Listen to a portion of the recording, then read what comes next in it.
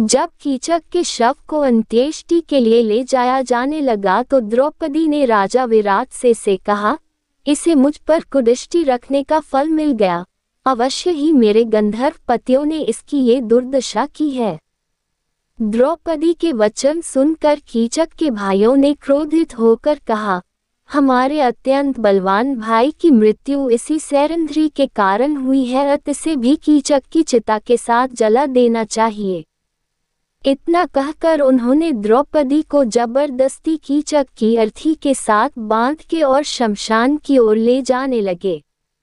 कंक, बल्लभ, वृहन्नला, तंतिपाल तथा ग्रांथिक के रूप में वहां उपस्थित पांडवों से द्रौपदी की ये दुर्दशा देखी नहीं जा रही थी, किंतु अज्ञातवास के कारण वे स्वयं को प्रकट भी नहीं कर सकते थे। इसलिए भीमसेन चुपके से परकोटे को लांघ कर शमशान की ओर दौड़ पड़े और रास्ते में कीचड़ तथा मिट्टी का सारे अंगों पर लेप कर लिया। फिर एक विशाल वृक्ष को उखाड़कर कीचक के भाइयों पर टूट पड़े। उनमें से कितनों को ही भीमसेन ने मार डाला, जो शेष बचे वे अपना प्राण बचाकर भाग निकले। इसके बाद भीमसेन ने द्रौपदी को सांत्वना देकर महल में भेज दिया और स्वयं नहा धोकर दूसरे रास्ते से अपने स्थान में लौट आए। कीचक तथा उसके भाइयों का वध होते देखकर महाराज विराट सहित सभी लोग द्रौपदी से भयभीत रहने लगे। कीचक के वध की सूचना आंधी की तरह फैल गई। वास्तव में कीचक बड़ा पराक्रमी था और उससे त्रिगर्त के राजा सुशर्मा तथा हस्तिनापुर के कौरव आदि डरते थे। महल में केवल राजकुमार उत्तर ही थे। प्रजा को रक्षा के लिए गुहार लगाते देखकर सैरंध्री द्रौपदी से रहा न गया और उन्होंने राजकुमार उत्तर को कौरवों से युद्ध करने के लिए न जाते हुए देखकर खूब फटकारा।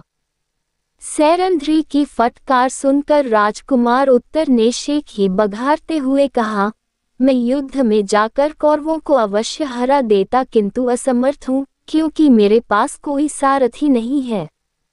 उसकी बात सुनकर सैरंध्री ने कहा, राजकुमार वृहन्नला बहुत निपुण सारथी है और वह कुंती पुत्र अर्जुन का सारथी रह चुकी है। तुम उसे अपना सारथी बनाकर युद्ध के लिए जाओ। अंततः राजकुमार उत्तर वृहन्नला को सारथी बनाकर युद्ध के लिए निकला। उस दिन पांडवों के अज्ञातवास का समय समाप्त हो चुका था तथा उनके प्रकट होने का समय आ चुका था। उर्वशी के शापवश मिली अर्जुन की नपुंसकता भी खत्म हो चुकी थी। आत्मार्ग में अर्जुन ने उस शमशान के पास, जहां पांडवों ने अपने अस्त्र शस्त्र छुपाए थे, रथ रोका और चुपके से अपने हथियार ले लिए।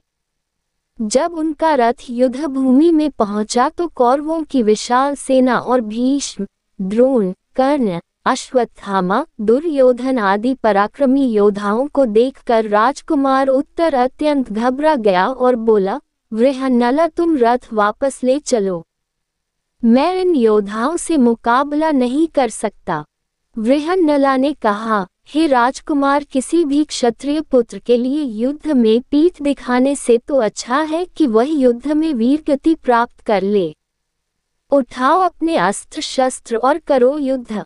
किंतु राजकुमार उत्तर पर वृहन्नला के वचनों का कोई प्रभाव नहीं पड़ा और वह रथ से कूदकर भागने लगा। इस पर अर्जुन वृहन्नला ने लपक कर उसे पकड़ लिया और कहा, राजकुमार, भयभीत होने की आवश्यकता नहीं है। मेरे होते हुए तुम्हारा कोई भी कुछ नहीं बिगाड़ सकता। आज मैं तुम्हारे समक्ष स्वयं को प्रकट कर रहा हूँ।